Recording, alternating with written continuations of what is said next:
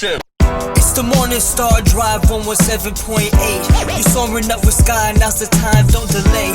I'm sitting in my ride and it's time to fly. So let's realign, just listen and fill your mind. I'm burning with desire and the passion. Nobody can stop me when I'm like this.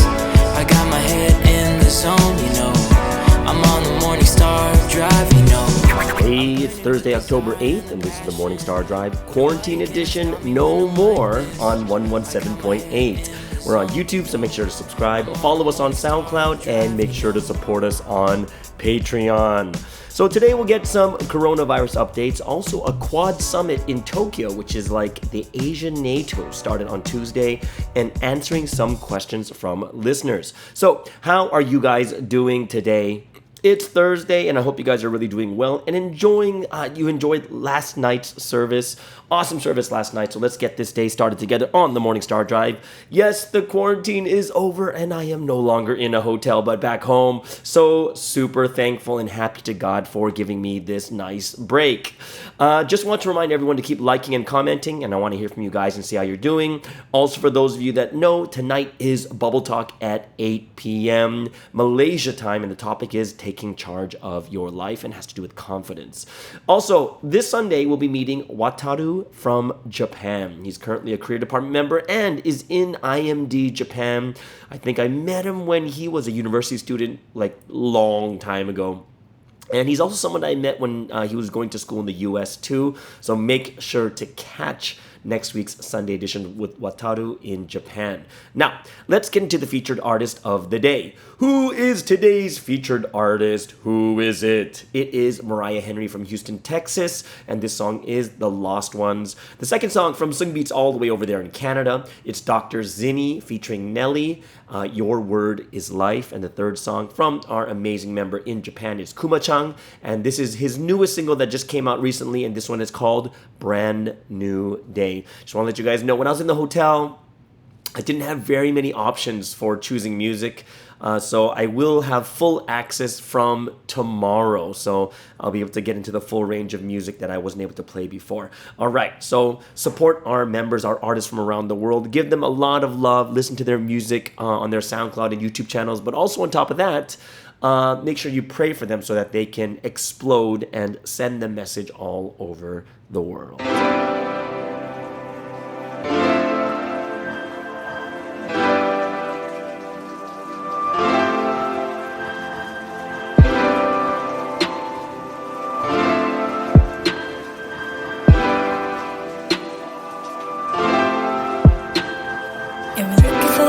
Ones. I was a lost one. I found the right one. I found the right one. Yeah, we're looking for the lost ones. I was a lost one. I found the right one. I found the right one. We stay looking for someone to hold when the right one's standing at your door. Open up your heart and say, I believe in what you say, and I promise you will gain much more. Yeah, we're looking for the lost ones. I was a lost one. I found the right one. I found the right one. Yeah, we're looking for the lost ones. I was a lost one. I found the right one. I found the right one.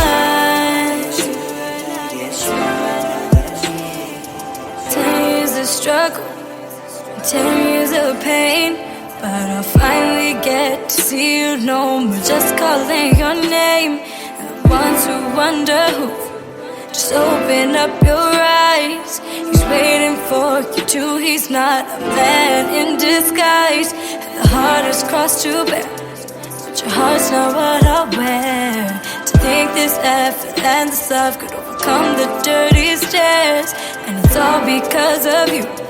Yeah, it's all because of you. Said it's all because of you. Yeah, I need you. Looking for someone to hold when the right one's standing at your door. Open up your heart and say, I believe in what you say, and I promise you will gain much more. Yeah, we're looking looking for the lost ones. I was a lost one. I found the right one. I found the right one. Yes, you right now. Yes, you right now that I need. Yeah, we're looking for the lost ones. I was a lost one. I found the right one. I found the right one. Yes, you right now. Yes, you right now that I need.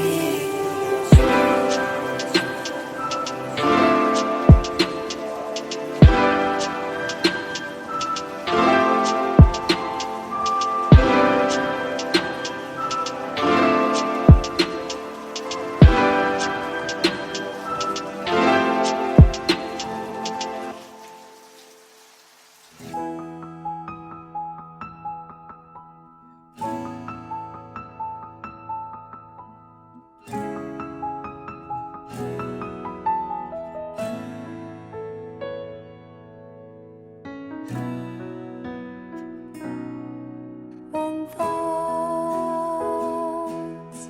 are broken and darkness starts to reign,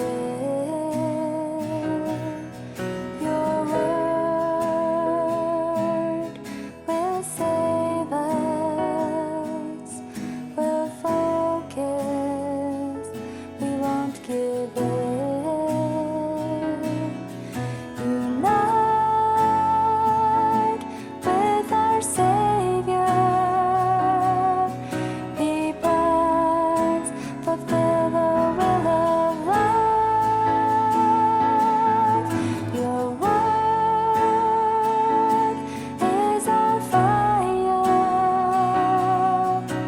igniting the path of our life.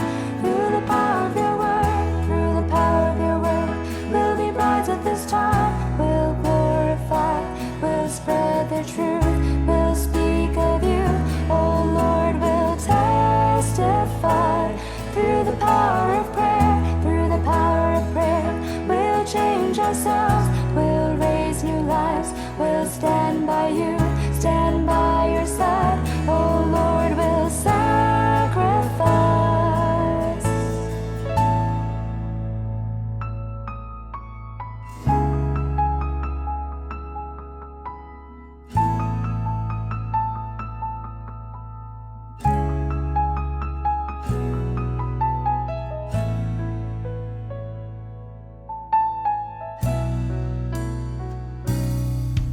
Put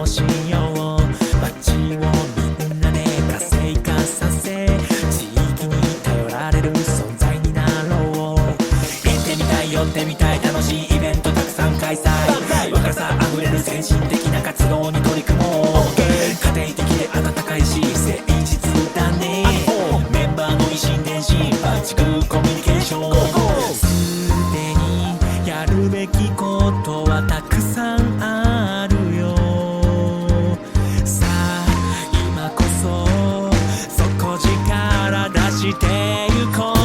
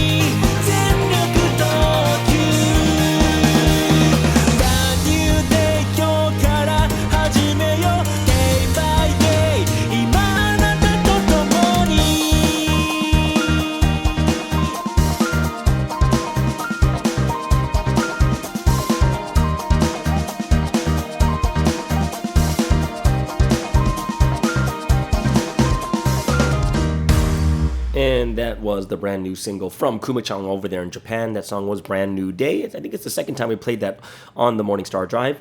Right before that was Sing Beats in Canada, and that was Dr. Zinni featuring Nelly, and that's Your Word is Life. And yes, Dr. Zinni has 2 more songs coming out soon. Hopefully she gets those produced as soon as possible. We can hear her 2 new songs also. And the first song, featured artist of the day, was Mariah Henry from Texas, and that song is Lost Ones. All right, so let's get into the coronavirus updates for today. So it is some pretty good news. I guess it's good news because there's no one who went up in their mortality rate. So that's great news, right? So let's take a look at the world. The global update is 36 million cases with 1 million deaths.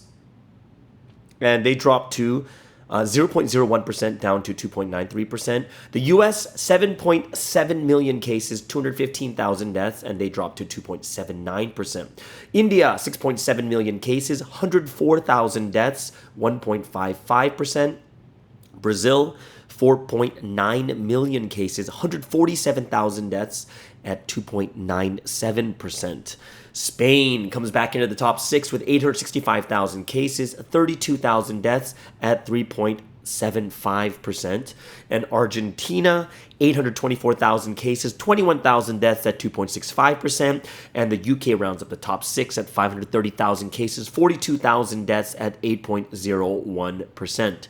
Sweden, one of the only countries not going into a full lockdown, is down to 6.12%. And Belgium drops an entire 0.1% to 7.52% mortality rate. Let's take a look at some daily infection rates for yesterday. India, 72,000 cases at 1% growth. The US, 43,000 cases at 1%. And Brazil, rounding up the top 3, that basically never changes, 30,000 cases at 1%. Now, we have a little bit of a mix-up here in the bottom 3 as Russia has dropped out and Spain has come back in. Argentina's in 4th with 14,000 cases at 2% growth. Then the UK also with 14,000 cases at 3%. And then Spain comes in to the top 6 with 12,000 cases at 2%.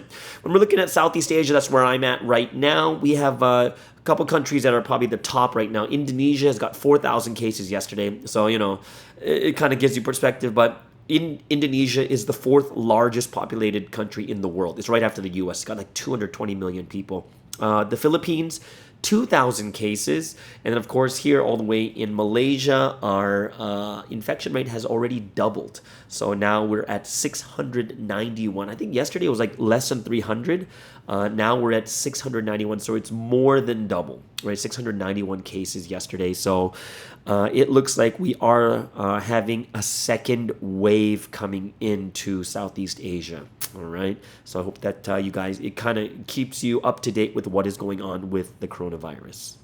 So this brings us into the current news of the day. And this is something that was quite interesting because I didn't know that this kind of thing was happening, but this has been going on for at least a year, I heard.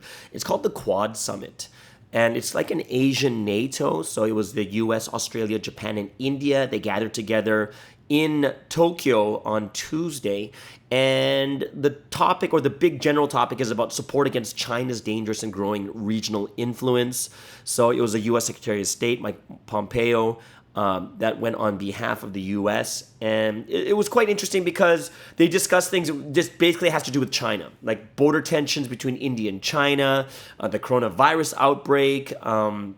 Like even for the border tensions of India and China, this is the first time that anyone's met face-to-face after that border tensions began, right, between China and India. And then Mike Pompeo also met with all the leaders, and he was really happy because it strengthened relations, and especially with Washington and Tokyo. Because you got to remember that Japan turned to China for a little bit, and they were the main trading partners. But now it looks like there's strengthening relations between Washington and Tokyo right now. And Mike Pompeo, after gave he did an interview, and he basically said the Prime Minister Suga from Japan, very, very encouraged by him, and that the relations are being strengthened. And the Prime Minister Suga was basically saying that the foundation of regional and peace and stability is the free and open Indo-Pacific area. And Mike Pompeo agreed with this. And he also said that it was very important for Asian countries to come together in rise of China. So that's why Mike Pompeo went to this Quad Summit to seek Asian ally support and warned against what China was doing at that time. They also discussed certain things like post-COVID world order, like what's going to happen after this, after this coronavirus ends. How is the world going to be functioning geopolitically? Right, because a lot of people are cutting away from China right now. And the interesting angle of the meeting is it's all about how these countries are affected by China. That's what it is, right? So when they had this Quad Summit, they talked about how this geopolitical dynamics are all being shifted, right? Because China all of a sudden brought like their navy into the South China Sea.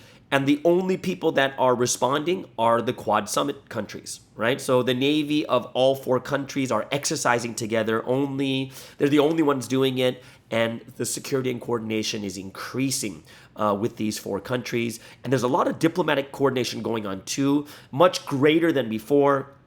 And of course, India, Australia, and Japan are much closer now than they are before. And now they're going to be going into what you call an economic coordination, right? And economic coordination. This is also something that's going to be a norm for them too. So the Quad basically wants to reduce the reliance on China, and they also want to renegotiate the CPAC with India and Australia. And now they want to do more strategic negotiations, finding new investments for alternate value chains other than the ones that used to be in China. Right? So China is, they're not kind of sitting by and doing nothing. China is offering Japan like more manufacturing offers and treasury bonds and whatnot. But of course, there are also that problem with China and Japan in the Senkaku Islands. And the Quad Summit is kind of hoping that the Southeast Asian nations will be able to come together to counter China if possible, right? But right now, you have ASEAN, ASEAN, right? The ASEAN. And they're hoping that they'll come together to support the waters in that area. However, one thing that they do recognize is ASEAN is not coordinated for defense strategy. It's more economic more than anything else. So there is a lot of discussion, and it's still going on right now, but it is very interesting to see that this Quad Summit is going on between Australia, Japan, India, and the US. And I hope that, something great comes out of this, because they do need to protect the India-China border, and they do need to protect the Senkaku Islands. They do need to protect like Taiwan, Hong Kong, and the South China Sea. And I really hope that Southeast Asia will play a big role in this. And we'll see what happens, what God has in store for these types of meetings. Okay, so I hope that it kind of opens our eyes a little bit more that there are so many things that are happening in the world just from this pandemic. Many things are happening. Relations are broken and relations are being made. Cool.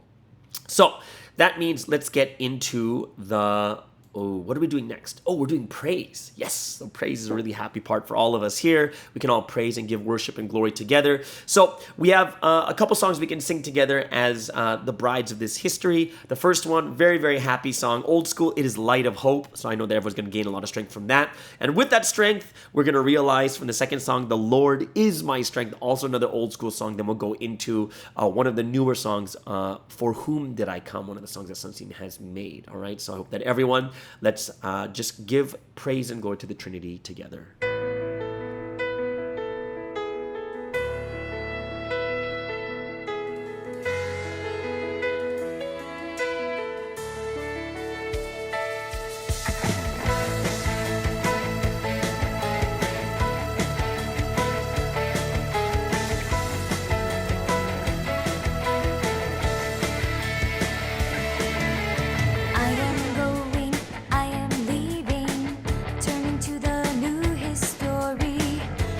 History of Providence, there I will go.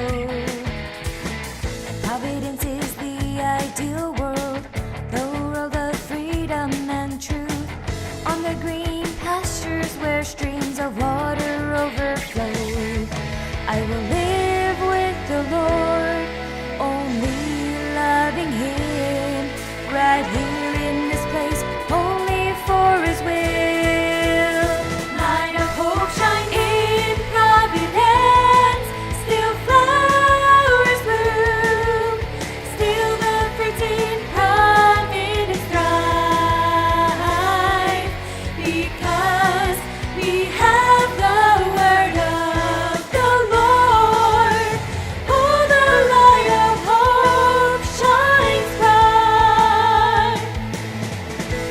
Providence history, the last one of salvation, where flowers bloom and fruits grow, heaven on earth history, rough windstorms may come and go, eternal hope history.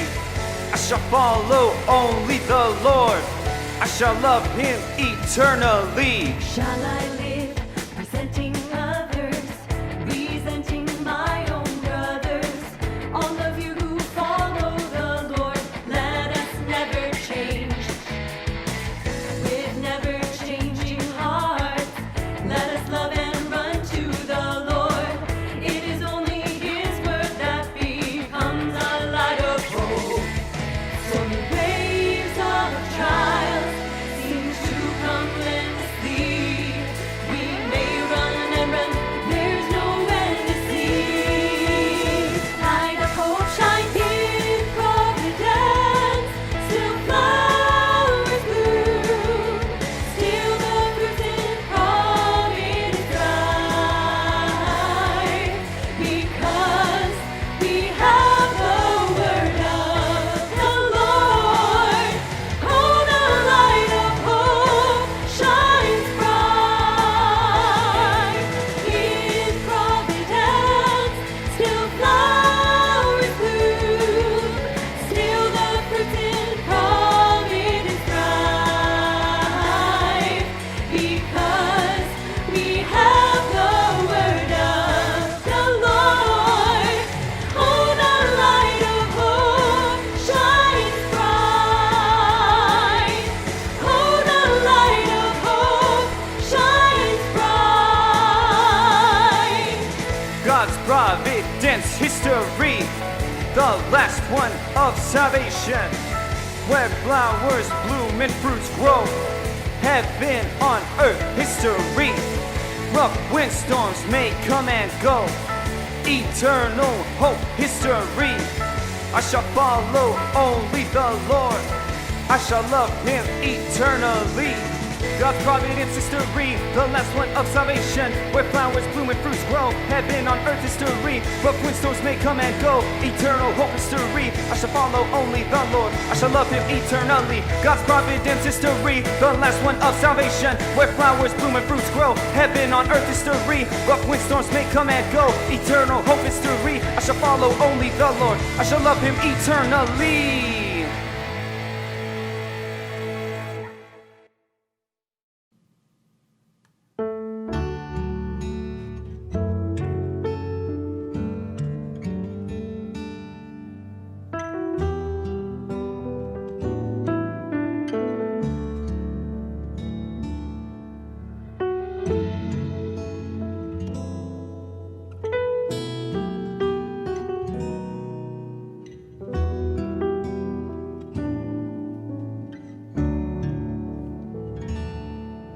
My Lord, I think only of you. Oh, my bridegroom, you're living by my side. I will serve you with each and every thought, and throughout my life I'll love you, Lord. My Lord, I think only of you. Oh, my bridegroom, you're running next to me. I will raise your sail, and with the strength you give, I will surely spread this history.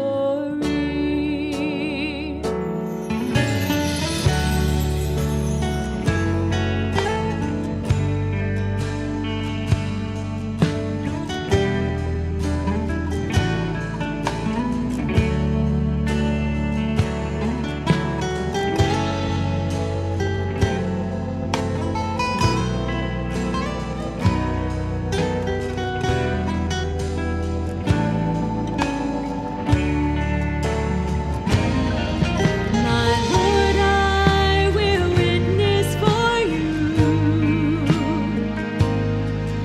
You have triumphed and made God's dreams come true. So forevermore, you will be glorified. You fulfill the will for all mankind.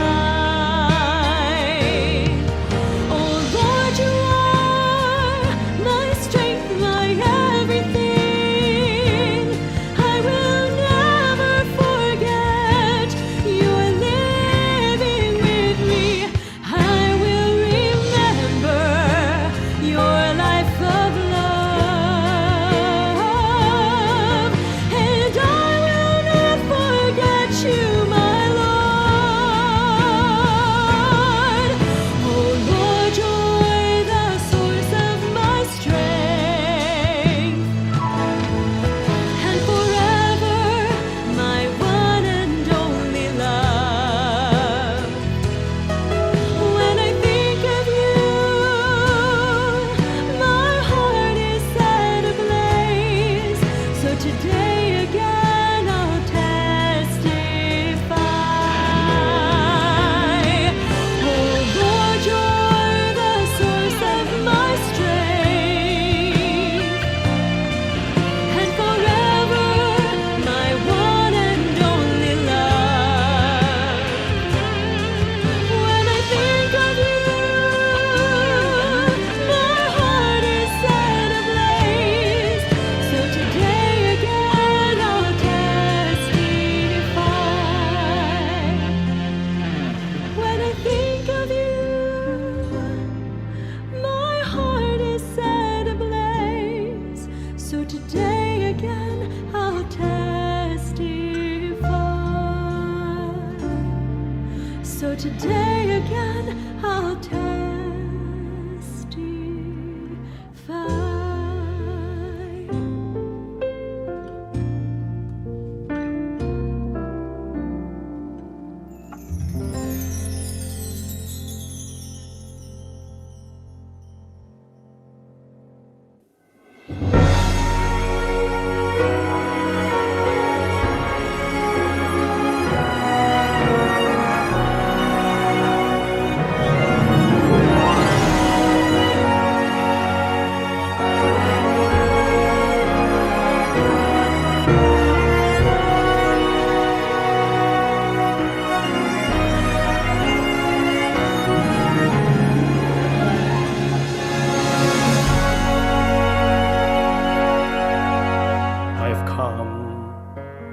into this dismal world. Whom do you think I came here for? Whom do you think I struggled for? For whom does the bell toll? It was for you, you believe, you who love me and follow.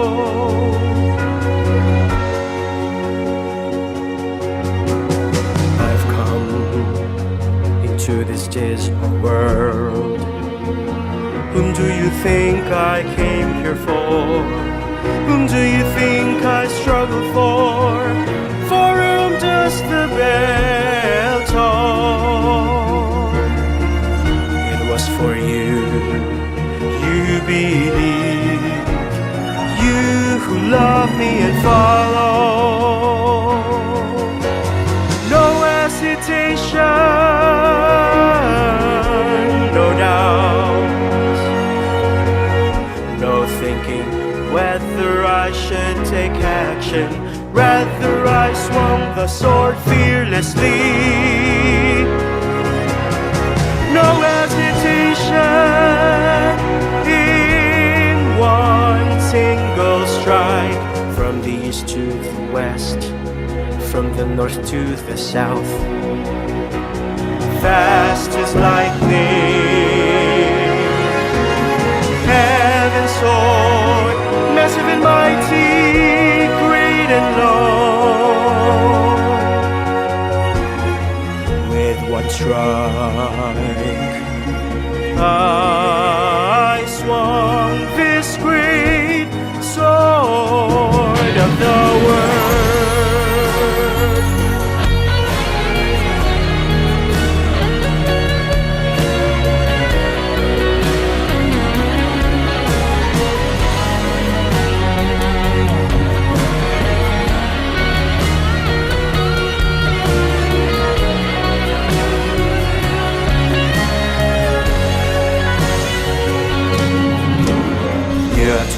You have to realize, follow me and believe.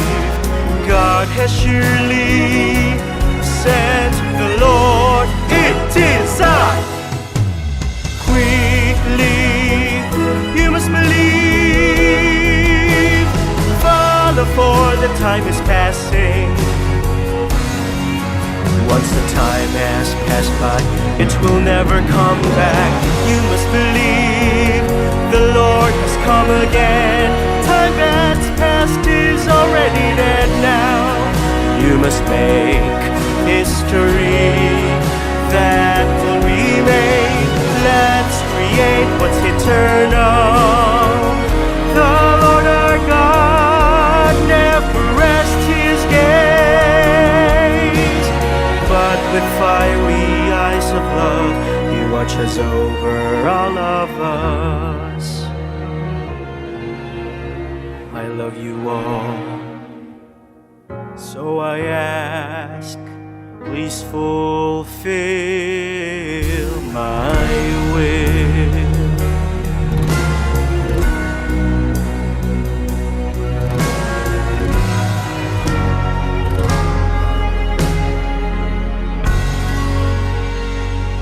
And that was the epic song, For Whom Did I Come? I hope you guys really enjoyed that song. Once again, just kind of feel the shimjung. Yeah, For Whom Did I Come? Also, we listened to two old school songs, The Lord Is My Strength and Light of Hope, and I hope you guys really, really enjoyed that time of praise together.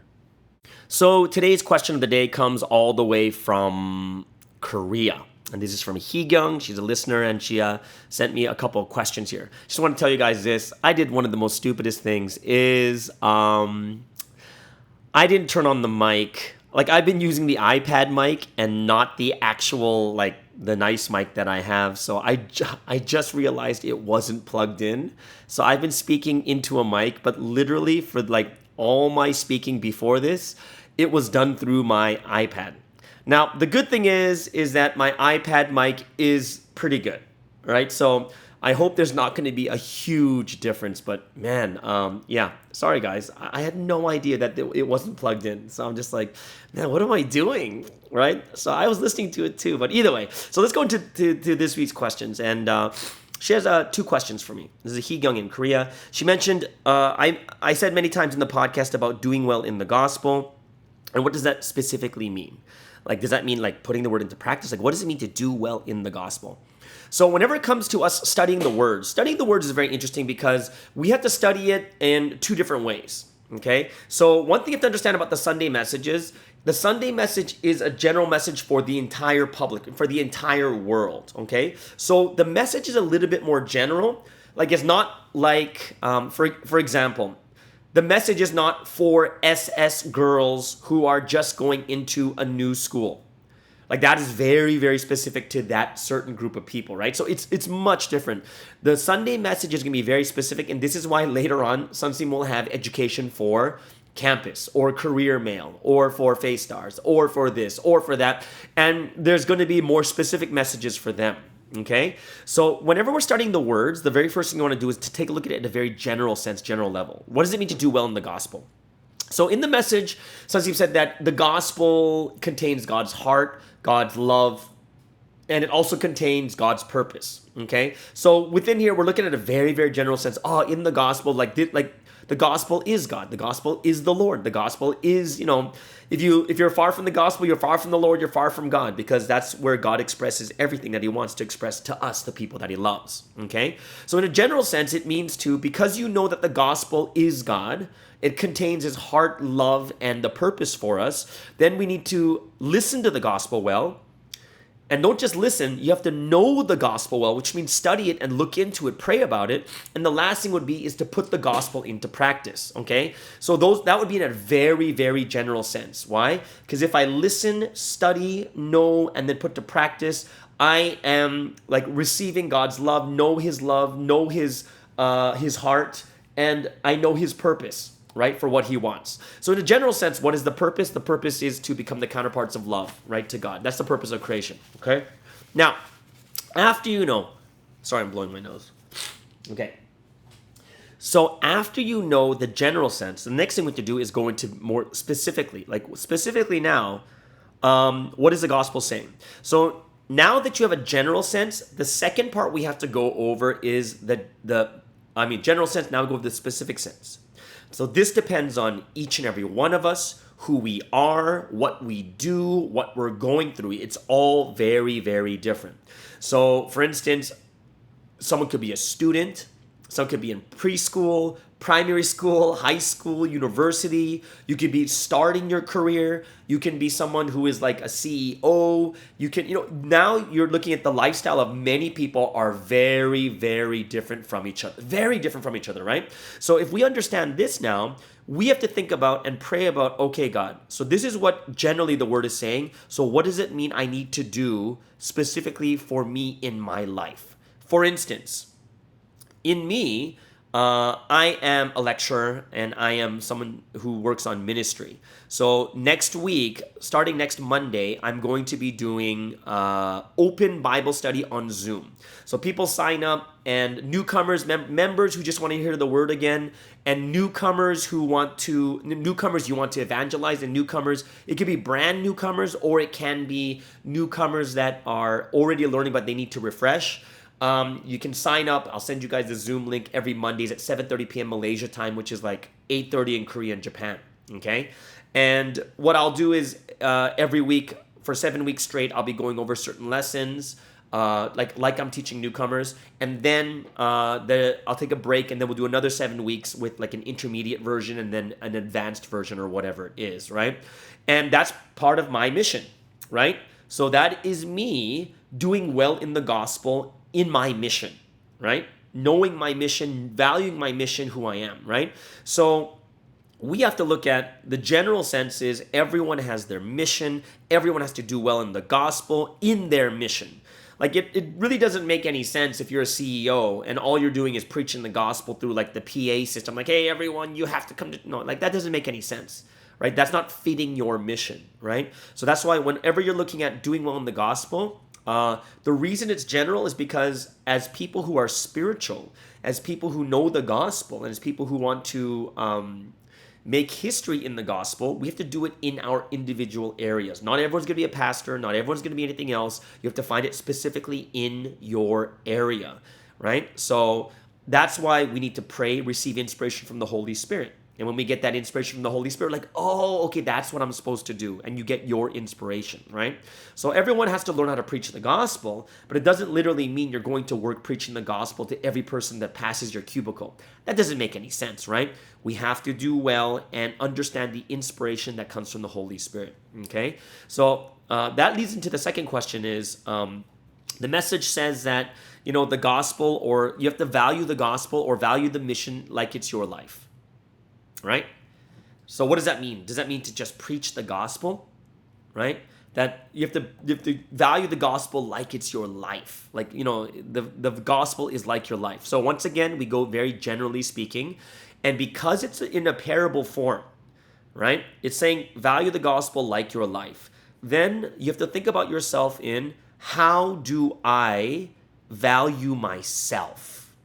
You have to first look at that. Right? Because how can you, if you don't really figure that out in your head of how I value myself, then you're not going to understand how you're going to value the gospel. Okay? So look at how you treat your own life and protect yourself and understand yourself really well. Right? There are some people who don't like to speak in front of a lot of people, and they don't have to. Right? So they're going to avoid those situations because you're protecting yourself. Right? Because you know the value of yourself is like, hey, I'm not going to be very happy. I'm going to be so anxious. I'm going to be so nervous. There's no way I can do. No, it's not going to be healthy for me. Right? There are many things you would do and you wouldn't do because it affects you, because you value yourself. For instance, certain jobs, if you thought the job would make you unhappy, you wouldn't take it. Right? You're protecting yourself. People too. There are some people you don't get along with and you're not going to talk to them that much because you're protecting yourself. Food you like to eat. There are some things you won't eat because it's disgusting to you and you're protecting yourself. Right? So when you value yourself, you're like, some people go to exercise, some people are studying, some people are doing this, they're working, buying some clothes. There's a bunch of different things that if you really think about it, you think about yourself a lot. And you protect yourself a lot. And you do the things you really like to do that makes you happy. So because you have that value for yourself, you understand yourself, there are things you will not do and there are things you will do. You protect yourself. Some people go skydiving, some people won't. Right? Some people play sports, some people won't. Right? And each individual is different. And just like the message says, 7.3 billion people in the world, 7.3 billion paths to happiness. So we know ourselves and we're learning about ourselves more and more, and we do things and we refrain from doing things all the time. We're protecting ourselves, right? This is how much we value ourselves, okay? Once you understand how you value yourself, you have to think to yourself is, am I thinking this much about the gospel, right? Am I thinking this much about the word, about what I should be doing, right? Because let's just say that the Bible says value others like you value yourself. And what happens is there are people like that, people you really, really love, right? It could be your child. If you talk to parents, children are thinking about their children more than they think about themselves. They just they treat them like themselves. They think about their children as much as they think about themselves, sometimes even more, right? It's only when the children are finally sleeping, the parents are finally like, oh, okay, so what can I do? Oh, I need a break. I need this. I need that, right? In the same way, too, you have to think about, just as we love people a lot, we love them a lot, so we think about them a lot. So we have to also think about, am I treating the gospel like my own life? How much do I think about it? How much do I really try to understand it? How much am I trying to put it into practice? To value it like my own life is different, because someone would say to me, like, let's take a look at another example. A parallel example is, some people say, oh, I love God like my husband. Oh, God's my best friend. Then my comparison would be is, do you talk to God as much as your best friend? That would be a real question. Because if you say God is my best friend, but you talk to your best friend for 3 hours a day, but you talk to God and pray to him for 5 minutes, you couldn't say that he's really like your best friend, right? So you're comparing, like, the way that it's symbolically done is compare it like your own life. So look at how you treat yourself. Look at how much you think about yourself, right? When you get into an argument, who are you thinking about? You're thinking about yourself. Unless you really love the other person more, you're going to start thinking about them more, right? So do you value the gospel like your own life? So look at your life first. See how you protect and value and understand yourself, how much you think about yourself, and then compare it to, wow, am I doing this for the gospel also? Okay? So I hope that this helps you out when it comes to understanding this week's message, and for every week. Look at it generally, then look at it specifically in your life, and look at the comparisons and literally compare. Like I did with the person saying, God is my best friend, then compare to your real best friend, and who do you talk to more? Do you talk the same or not? Do you really have that type of relationship or not? You're actually comparing the two, literally, okay? So look at the way you value your life and see if you literally value it like others do. Do you value it like you value your own life? Do you value the gospel in the same way? All right. Thank you, Hee-Young, for that wonderful question. And I hope that a lot of people were able to learn a lot from that too. And that brings us into the song of choice for the day. And this is a great song. It's not a boy band, guys. So don't, I'm not going to do another boy band because I'm really like, oh my gosh, these boy band songs. I'm sick of them, right? I am going to do a song from someone who was in a boy band and then split off. And it's not Justin Timberlake, right? It's from a UK boy band called Boyzone. And this person's name is Ronan Keating, and he came out of them and he started doing a solo career. And this song is one of my favorite songs from him. It's called When You Say Nothing at All, which is a country song, but it's been covered many times. And he covered this in 1999, and it was on the movie soundtrack for Notting Hill. That was Hugh Grant and Julia Roberts. Great movie, by the way. It's like a funny love story with the UK and America clashing with each other, but great. A lot of people love this movie, but it's 1999, so many of you weren't even born. Notting Hill, the soundtrack, covered multiple times. Originally was made in 1988. And went to, every time it got covered, it went to the top, right? So it went to the top 10, I believe, in every chart. So this is Ronan Keating with When You Say Nothing at All.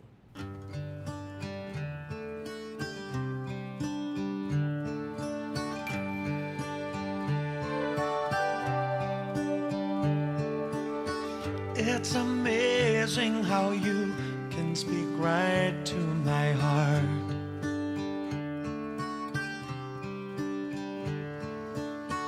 Without saying a word, you can light up the dark. Try as I may, I can never explain what I hear when you don't say a thing.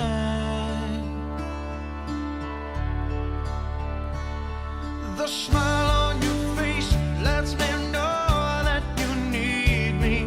There's a truth in your eyes saying you'll never leave me. The touch of your hand says you'll catch me wherever I fall.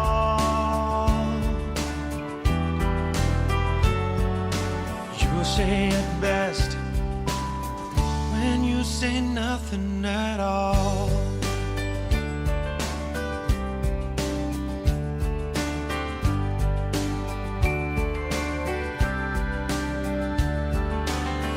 All day long I can hear people talking out loud.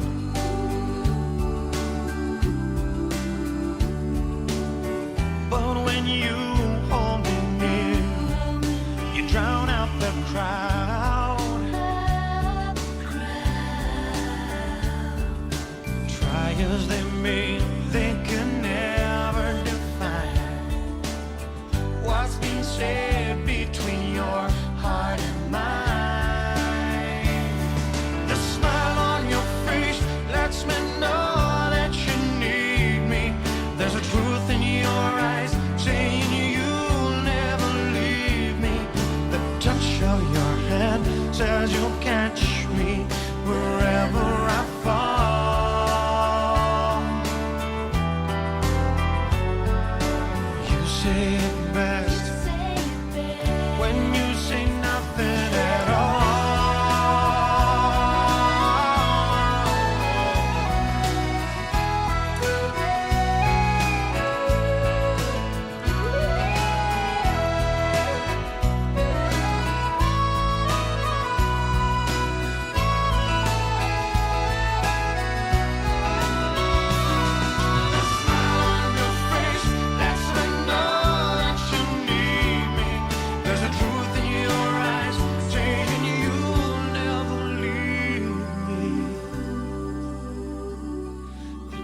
touch of your hand says you'll catch me wherever I fall.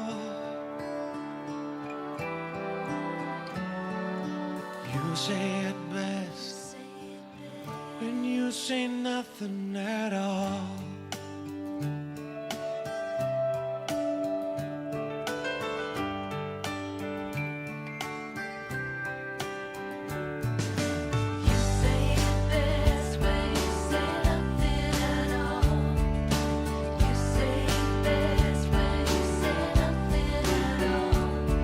That smile on your face, the truth in your eyes, the touch of your hand lets me know that you need me. You say it best when you say nothing at all. You say it best when you say nothing at all. And that is Ronan Keating with When You Say Nothing at All. And, you know, I was just thinking about that title. It kind of sounds bad, though. It's like, imagine you talk to your wife and you say, hey, you say it best when you say nothing. It's just like, just stop talking, okay? You say everything best when you say nothing, okay? So just don't say anything. So I'm just kidding. But yeah, that was When You Say Nothing at All from Ronan Keating. Hope you guys really, really enjoyed that song. I'm sorry. I shouldn't have said that. All right, Ronan Keating with When You Say Nothing at All. And this moves us into the Bible story of the day. And yes, we went into Ezekiel yesterday, and of course before that was Jeremiah and Isaiah, and these are the top, like the four major prophets of the Old Testament time for Southern Judah. What is it? It's Isaiah, Jeremiah, Ezekiel, and Daniel. So everyone has to remember these. In Southern Judah, these four are the top major ones, okay? So we're going to go into the story of Daniel. And of course, I know, guys, Daniel, for us, we probably only think about the Lion's Den and maybe the Daniel diet and Daniel prayer and 10 times and a half. Okay, so what I'm going to do is I'm going to go a little bit deeper into Daniel's story. I'm not going to do the whole story, obviously, but we're going to go into what I'm going to give you good information, interesting information that'll help you to digest and to read the book of Daniel better. It's only 12 chapters. You could probably read it within like an hour, right? But it's going to be something really, I hope that everyone will really enjoy this because Daniel is someone very, very special. Okay, so let's go into the story of Daniel. Now, Daniel, his name means God is my judge. And he was a Jewish statesman and a prophet at the court of Nebuchadnezzar during the Babylonian captivity. And of course, he authored the book of his own name, right? Daniel, the book of Daniel. Now, some interesting things about Daniel. Daniel was of the royal family. He was a prince, okay, from the tribe of Judah.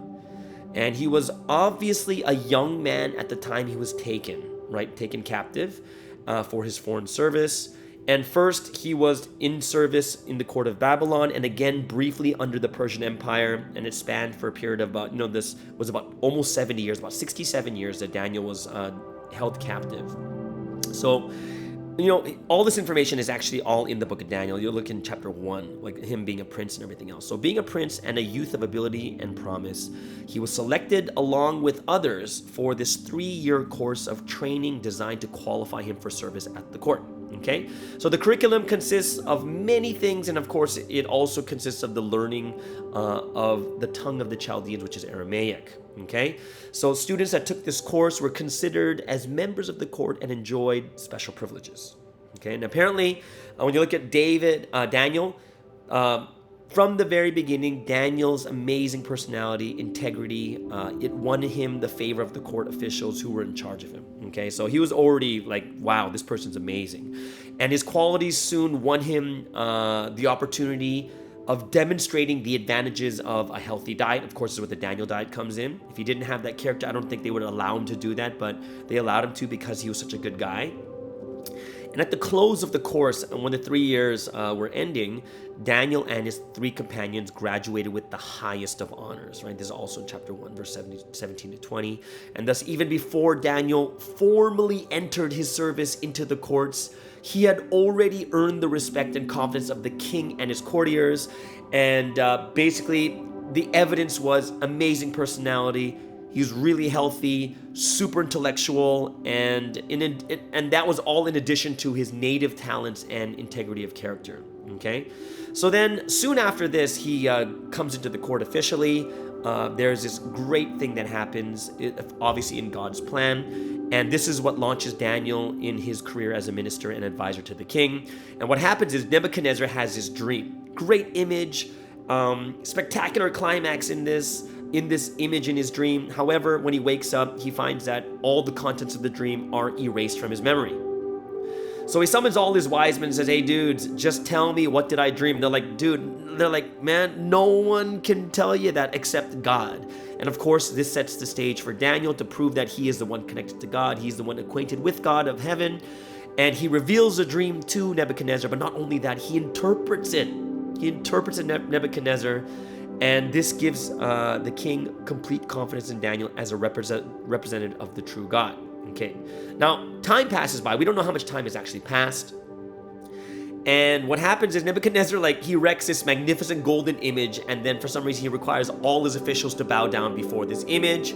And this golden image was, we don't know, right? But most likely designed just to prove that how great the empire is and that it would never end. However, this would be in complete defiance of the prediction of the dream in chapter 2 that we just talked about before, right? That Daniel interpreted, saying that Babylon will be giving way to another world power. So this was in total defiance to that dream. So he shouldn't have done this, right? And what happens is people, Meshach, Shadrach, and Abednego, basically the punishment is whoever doesn't bow down will be sent into the fiery furnace. And of course, another miracle of the fiery furnace happens at that time. Now, after this story, we don't know how much time has passed by after this. It's an unspecified period of time.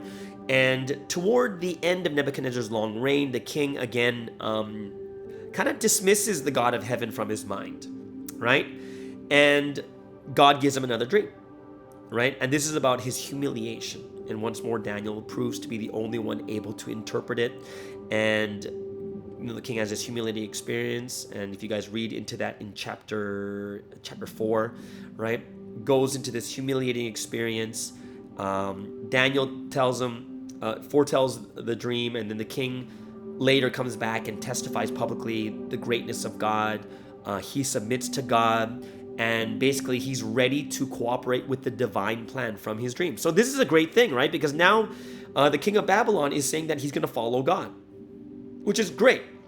However, problem is Nebuchadnezzar has a successor to the throne. Okay, so there's a new king of Babylon. And this king knew all the things that happened to Nebuchadnezzar and with Daniel, but refuses to follow the course of submission to the will of God and actually defies God. So this persistent and this refusal to comply with the divine plan brought about the downfall of the kingdom only a few years prior to the termination of the 70 years of captivity, and Daniel's subsequent installation as a high official. This is when, 67 years, and then Persian Empire comes in, and Daniel becomes a high official in the Persian Empire, and it also gave him the opportunity to testify to his faith before the leaders of the nation that was destined of God to bring about the predicted return of the Jews to their homeland and to assist in reestablishing them there, right? So basically it was through the Persian Empire that allowed them to go back, and his deliverance from the, of course, then it comes to the story. This is when the Persian Empire is there, right? Deliverance from the lion's den resulted in the recognition of Daniel as an ambassador to the court of heaven, right? So now we just passed the lion's den, and we know that story already. And people now did not doubt that he was a man from heaven of the true God.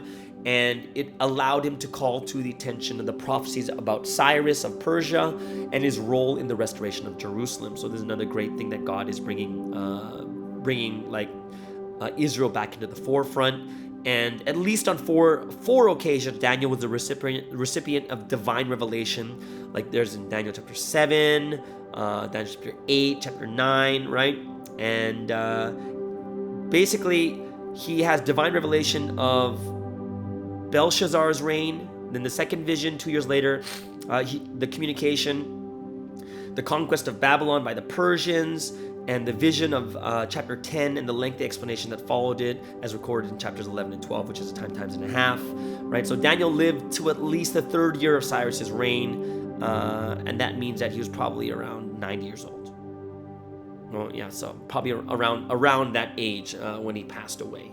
Okay, so this is a story of Daniel, and I hope that really helps us to understand what we're going through. That people are wondering, well, why does Daniel have this king here, and then all of a sudden there's Cyrus at the end, but Nebuchadnezzar at the beginning? You got to know that there was a conquest of Persia that came into the picture, because a lot of people won't read or know the history behind it, and that's why it becomes hard to read the Bible and wondering what actually happened. All right, so that brings us to the end of today's podcast. I hope you guys enjoyed today's Thursday podcast, and which leaves us to tomorrow, which is the last podcast of the week. Everyone, have an amazing and awesome day, and we'll see you guys again tomorrow on the Morning Star Drive on 117.8. It's the Morning Star Drive 117.8. You soaring up with sky, now's the time, don't delay. I'm sitting in my ride and it's time to fly, so let's realign. Just listen and fill your mind. I'm burning with desire and the passion. Nobody can stop me when I'm like this. I got my head in the zone, you know. I'm on the